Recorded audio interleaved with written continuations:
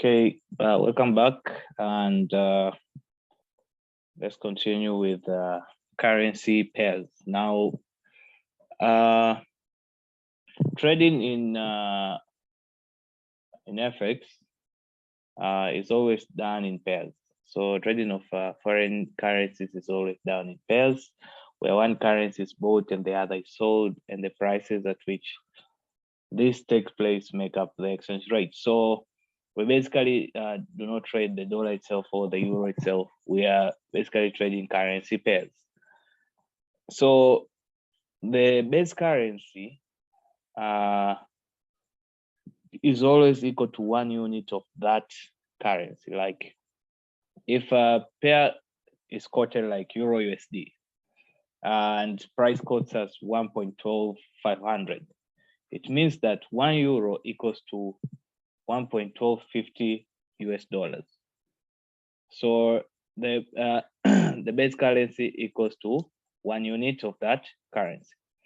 So the International Organization for Standardization, the ISO, is the body responsible for determining which currency is the base currency and which currency is the quote currency in any pair. So in terms of trading, US dollar carries 88% of all trades that taken in a day. So it basically dominates the market, and euro comes fourth and it carries 32%. Japanese yen carries 17%, and the pound sterling carries 13% of all trades. So other will go to the remaining. Basically, we have three types of currency pairs. We have the majors, we have the crosses, and we have the minors, or we call them the exotic pairs. The majors are made up when the dollar is paired up with another currency of a developed nation. Basically, there are only 7 major pairs. We have euro against the dollar, euro USD. We have US dollar against Swiss franc. We have pound sterling or the quid against US dollar. We have USD CAD, we have NZD USD, we have Audi USD, and USD JPY. Basically, we call Euro USD fiber. It's a known terminology. We call GBP USD as the cable. So if you hear those terminologies, then you can simply reflect as the cable to GBP USD and the fiber to Euro USD. So these pairs have the dollar, and we have just known that the dollar carries at least 88% of all trades per day. So it basically dominates. So these pairs carry the most trading volume. Hence, they have a very low spread. So the very, very bid and ask, very tight bid and ask. So they're highly liquid and they are also volatile. So they're the best pairs to trade if you basically trade. And we have the cross pairs. The cross pairs are made up when 2 majors are crossed. For example, Euro JPY is made up when Euro USD is crossed against the USD JPY. They are characterized by normal spread and they have normal liquidity. And we have the minors now, which are the exotic pairs, and they're made up when either the euro, the pound, or the US dollar is crossed or is paired by a currency of less developed nature. So we have an example like the GBP against Singapore dollar, so pound SGD. We have USD ZAR, South African rand. We have Euro SEK. We have the USD NOK. We have USD MXN, GBP MXN. So these pairs are characterized by having a wider spread because of its low trading volumes or low liquidity, as they are sometimes less volatile. So we'll come to learn more on this pairs movement when we learn on the fractional disparity. So let's talk of the asset classes now. So apart from the currency pairs that we have learned, we also have other instruments that we trade in the FX market. We have the indices, we have the commodities, we have the CFDs, And we have the crypto, we have equities and energies. Now, let's start with the indices. An index measures the price performance of a basket of securities, and they use the standardized metric and methodology. So basically, we have several indexes like the NASDAQ, we have the Dow Jones, we have the S&P. For example, the NASDAQ represents 100 companies that are traded on the NASDAQ. And for S&P 500, it represents 500 companies that are traded in the American stock exchanges. So from the American stock exchanges, they pick up 500 companies, and they are represented by one unit, which is the S&P 500. And for the Dow Jones 30, it represents 30 companies, and they're in the certain industry. So that's why it's called the Dow Jones Industrial Average. So those are the indices that you can find on the FX market, and we'll come to learn more on the indices, on how to trade them as we go through the course. And we also have commodities like gold, silver, and it's like, it reflects the prices of these commodities of the physical market. So it's an economic good that can be traded both or sold in the market. Basically, that's a commodity.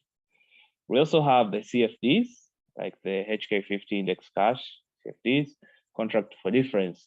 And contract for difference, it can be defined as a financial contract that pays the differences in the settlement price between the open and closing price. And they're used mostly to hedge against future price changes. And I want to go deep into the CFDs. And I honestly do not trade the CFDs in the FX market. And you can trade the CFDs in the stock exchanges when you are trading the stocks. We also have the cryptos. For example, you may find BTC USD, the Bitcoin against the dollar, and almost all cryptos that are found in the FX markets that are quoted by these FX brokers, they are quoted against the dollar. So you find Ethereum against USD, you find Ripple, XRP against USD, you find Litecoin, the LTC. So cryptocurrency is a digital virtual currency that is secured by cryptography, which makes it nearly impossible to counterfeit or spend. Like you cannot hack into the blockchain. So I won't go deep into the cryptocurrencies, but you find them in the FX market as one of the assets that you can trade in the FX market. And you basically trade using the lot sizes. We'll come to learn in a bit. Equities. We also have equities, which are the shares.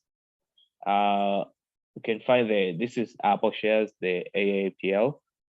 So you'll find them.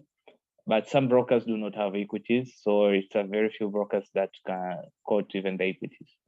And we also have the energies, mostly all derivatives and other energies. So you find US oil, UK oil, the WTI. So you find them on as one of the assets that you can trade on the FX market.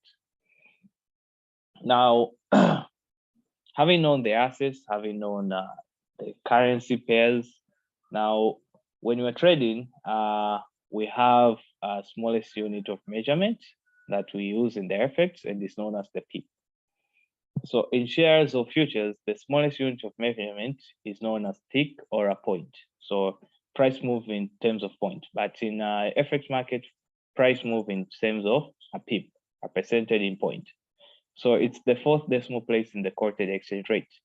So for example, when EURUSD moves from 1.1904 to 1.1905, the change is basically 0.0001, which is equal to 1 pip.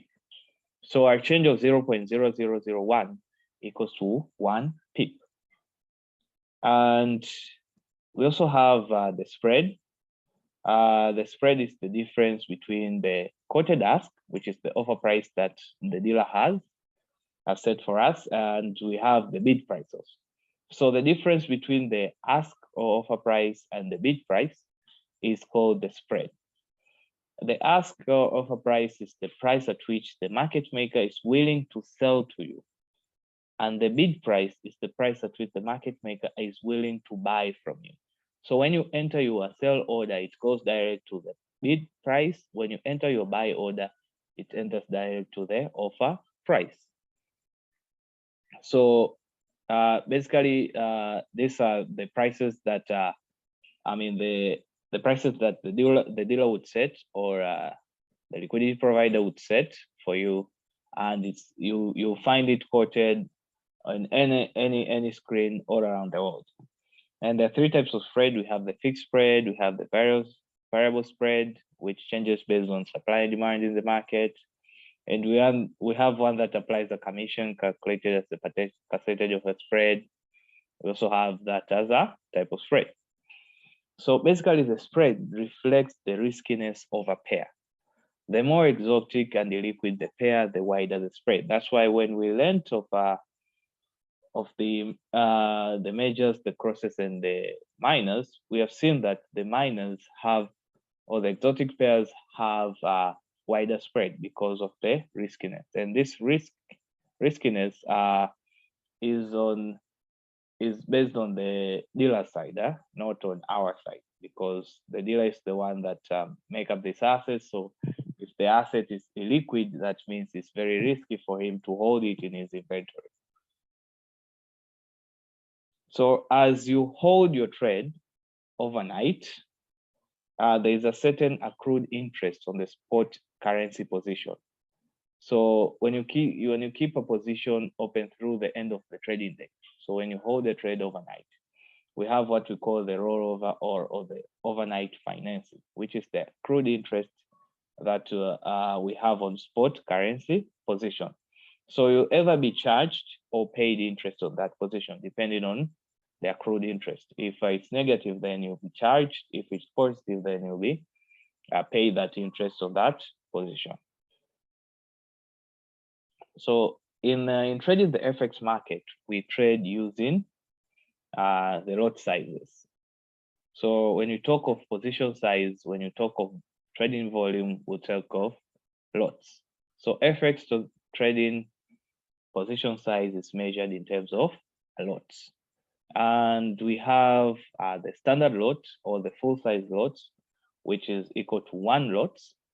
And this represents 100,000 units of the base currency. So if it's in Euro USD, it will, when you put one lot, it will simply represent 100,000 units of the euro.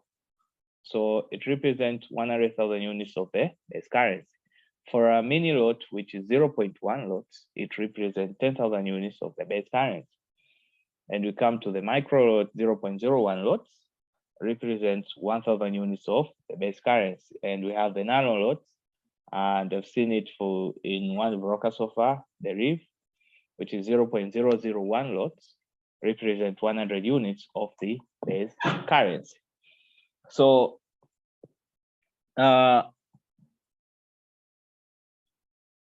if at all you have traded using the standard lot, the 1 lot, a change in 1 pip would represent $10. And if you have used the mini lot, the 0.1 lot, a change in 1 pip, it will equal $1. For 0.01 lots, it would change in 10 pips would equal $1.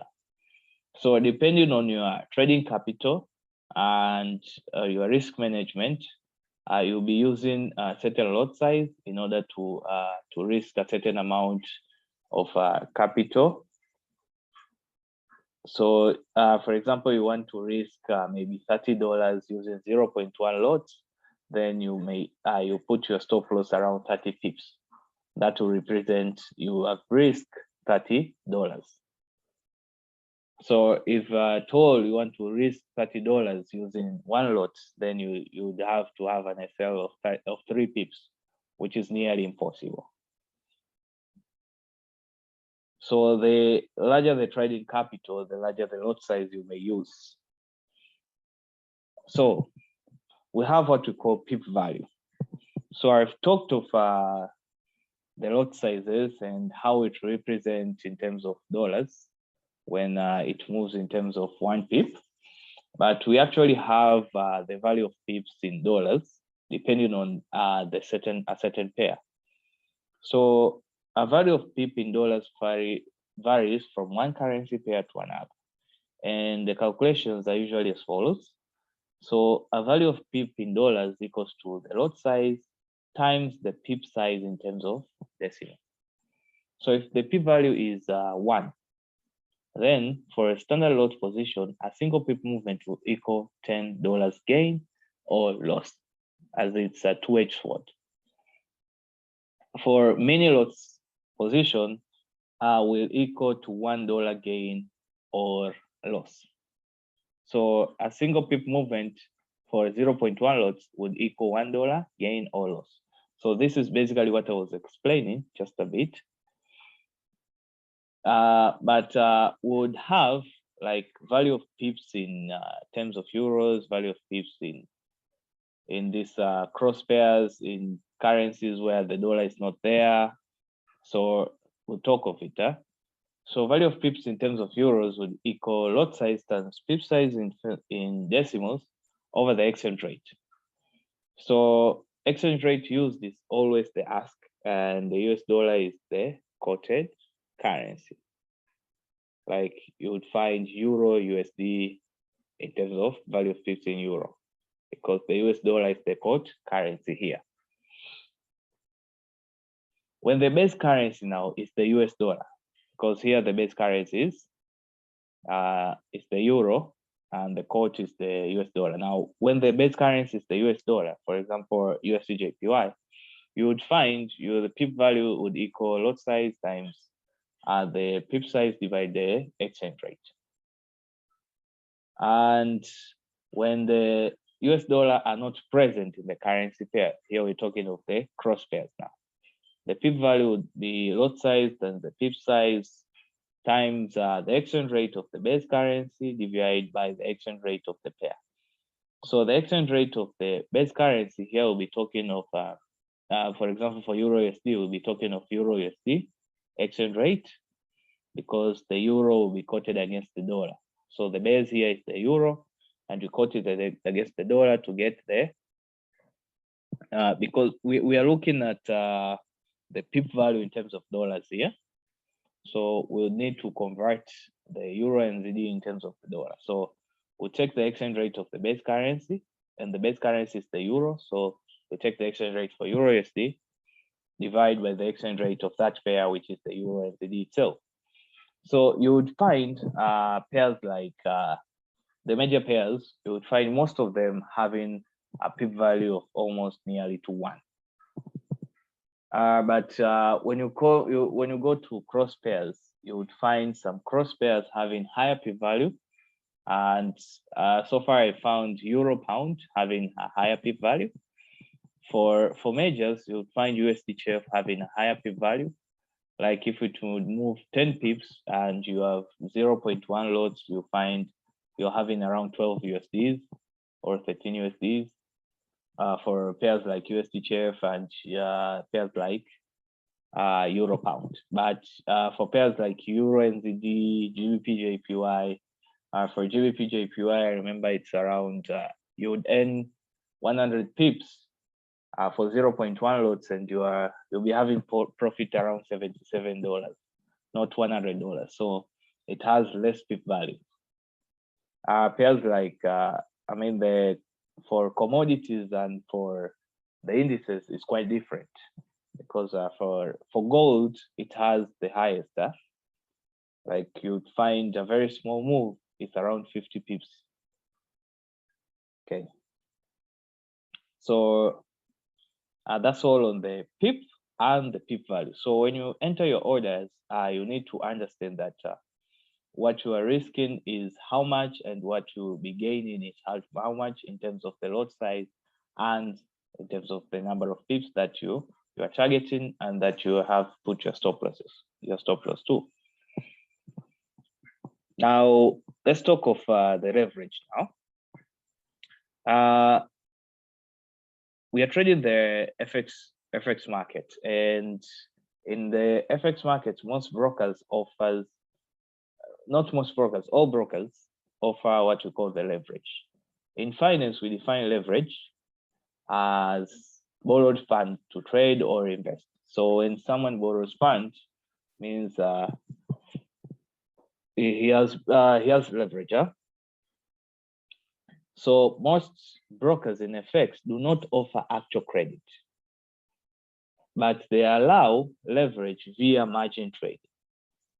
So we're actually trading via the margin that we have, where the margin is the amount of funds that a trader must have in the trading account to open and keep a position open.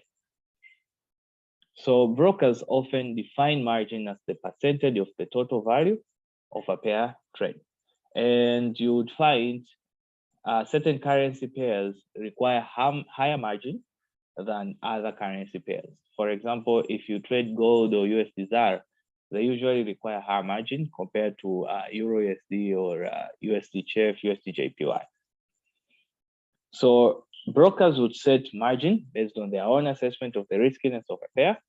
The higher the margin factor, the riskier the pair. Example, the exotic, illiquid, and volatile pairs require higher margin. With margin trading, brokers allow their clients to leverage funds in their trading account for the purpose of entering larger trades. For example, you're having 1,000 USD. Basically, you cannot trade 100 contracts or 100,000 contracts of the base currency, or you cannot trade 10,000 contracts of the base currency. But the brokers would allow you to enter those larger trades via leverage funds. So it's easy for you to have a 0.1 lot size on a $1,000 account or on a 100 USD account. So FX leverage is much higher than the typical 1:2 leverage in equity trading or 1:15 on the futures market. The higher leverage levels available in FX account are generally only possible due to the lower price fluctuation of the FX market. So most FX pairs fluctuate less than 2% per day. So you would find if you go to the equity markets, you would find a certain stock moving around. Their normal movement maybe is 20%, 15% in a day. And there are certain days when you find it will move around 200%. So you find they're having a very low leverage. But in FX markets, most pairs would fluctuate less than 2% per day. So the price, we'll say volatility in FX is low compared to the volatility in the stock market or even the crypto market. So on few occasions, you'll find big moves causing major trading losses where they will find market crashing, and trader can therefore use this leverage to increase their potential profit. So the main advantage of the leverage that we are given by the brokers is that you can easily enter larger trades, then you can easily increase your potential profits. But it's very easy for you to increase your losses. Now, let's talk of the margin call here. If trades go against their traders, if you have entered your trades, then they go against you, and you do not have enough funds to cover your losses for the period you hold your trades open, then you do not have enough margin to hold it. You will receive what you call a margin call from your broker, asking you to either close the money losing trades. So they will be asking you to close your position, or you need to add some more funds, pay any outstanding balances, or transfer more funds in the account in order for you to hold that trade.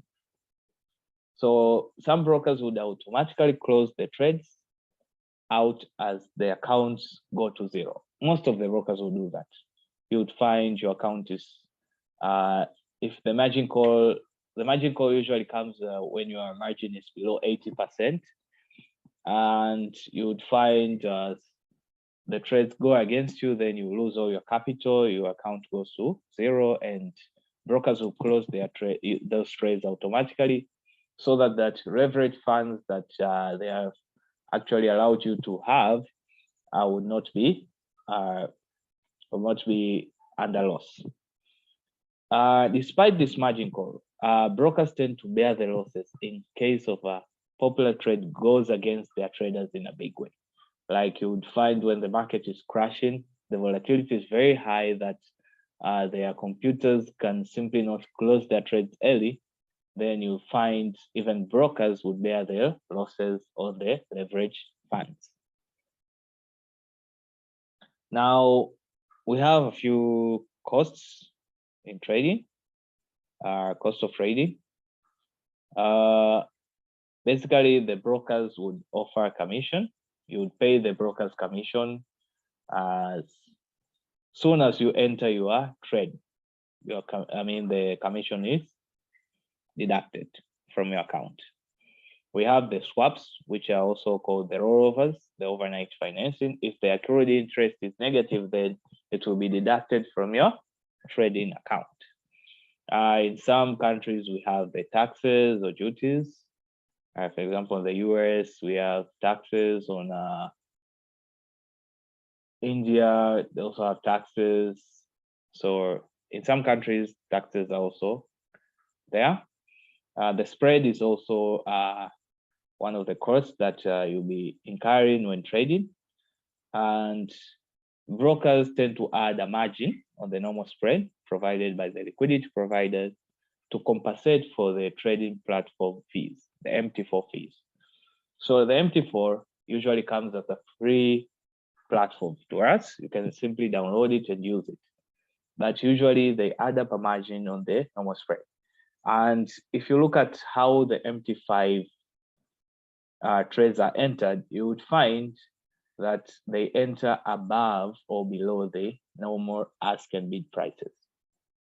So the MT5 has a much larger spread. A much larger trading platform fee, not the spread. So you would find you enter your order, but you'll find that your order is above or below the ask or bid prices. And some brokers like the IQ option have what we call the inactivity fee. If you're not active in your live trading account, then they charge you like the inactivity fees. We have other unavoidable costs relating to your working knowledge on the markets. You always lose when you gamble. See, in this market, do not gamble. If you gamble, you will lose. And that will be your own costs. And you will win if you have a good working knowledge of how truly the market works. Now we have different types of orders in the FX markets which we can enter, and we have the market orders and we have the pending or the limit orders. The market orders are simply means willing buyer or willing seller at the current market price. So when you enter your order at the current market price, then you enter at market execution, you enter at market orders. But for the pending orders, you limit your order at a specified price and sometimes at a specified time. So simply pending orders means willing buyer or willing seller at a specified price or a specified time. So in the financial markets, pending orders are used most by institutional traders compared to market orders. But in the retail FX, it's different. Usually the retail FX use the market orders more. So they usually enter their buys or sells at the current market price. So pending orders are specified to limit orders and stop orders. So for limit orders, we have buy limit and sell limits. Buy limit is a buy pending order below the current market price. Now, suppose you are in the market and the current market price is around 1.12, maybe 580. And you see that price would come to reverse around 1.12, 500. So you put your pending order at this price level when the market is here, like your buy limit,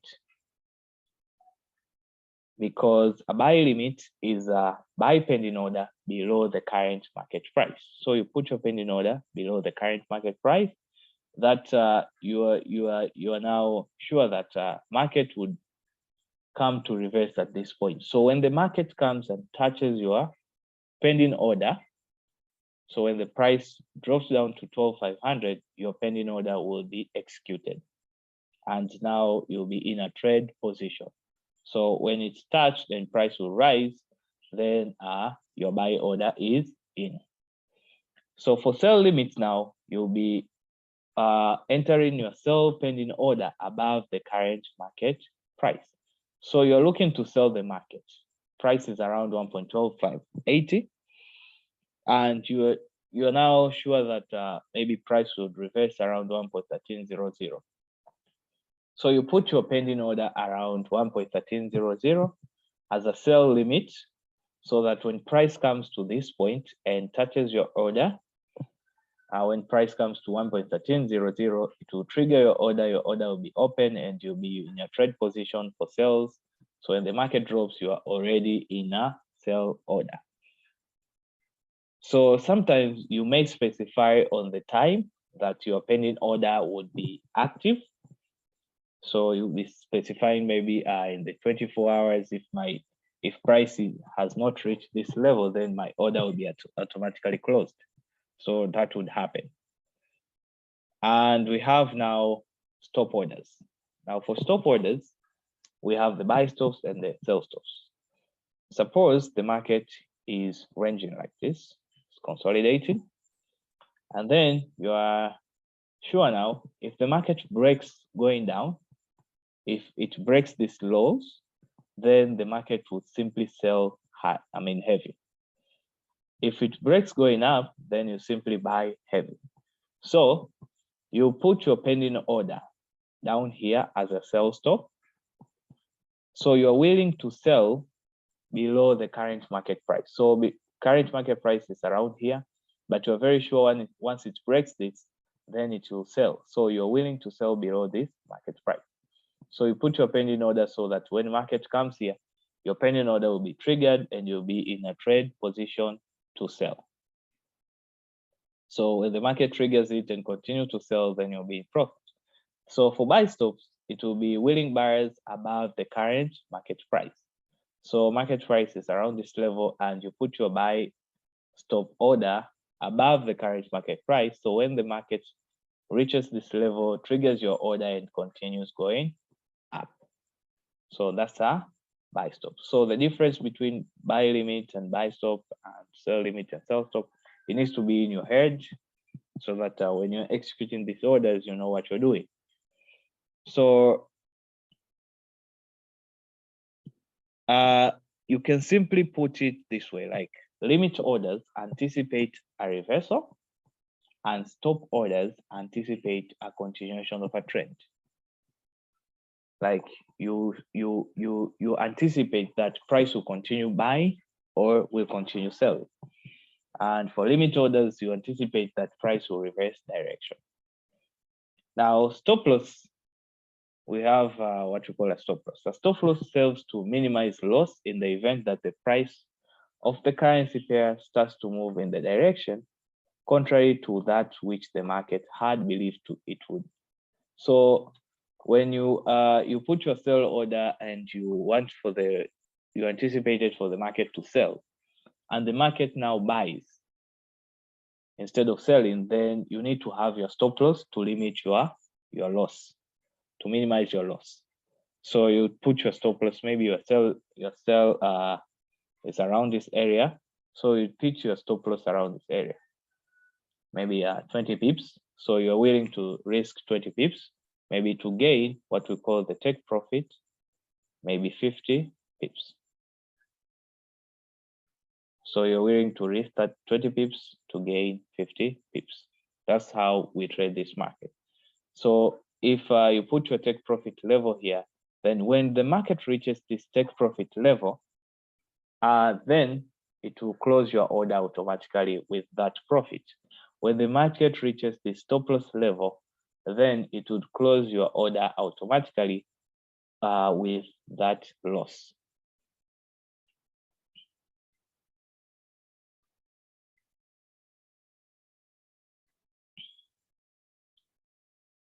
Now,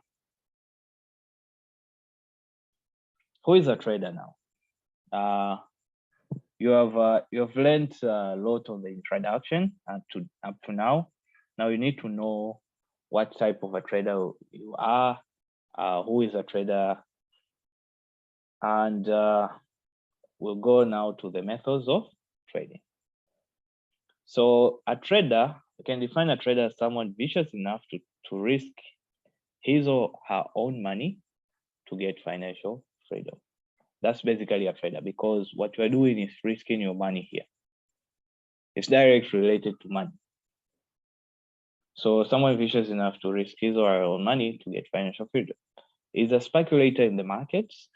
So you're basically analyzing the markets, speculating the markets, speculating the next move, and you are risking your own money. So you're an investor and a speculator. You buy low and sell high and profit out of the difference. Now, that's a trader. We have several types of traders. We have the position traders. These hold trades the longest. They track entries based on the monthly and the weekly time frame, based on higher time frames. So they hold trades for a few months, a few weeks. Those are position traders. Basically, they hold trades for months, even years. So we also have swing traders now. They hold trades based on market swings on the hour 4 or hour time frame. So they hold trade for a few days or a few weeks. I personally, I swing and I day trade. So I hold a trade or I hold my trade position for a few days or a few weeks. And we have day traders now. At the end of the day, a day trader closes all his running positions. So you basically trade based on the day swings. So based on the intraday swings.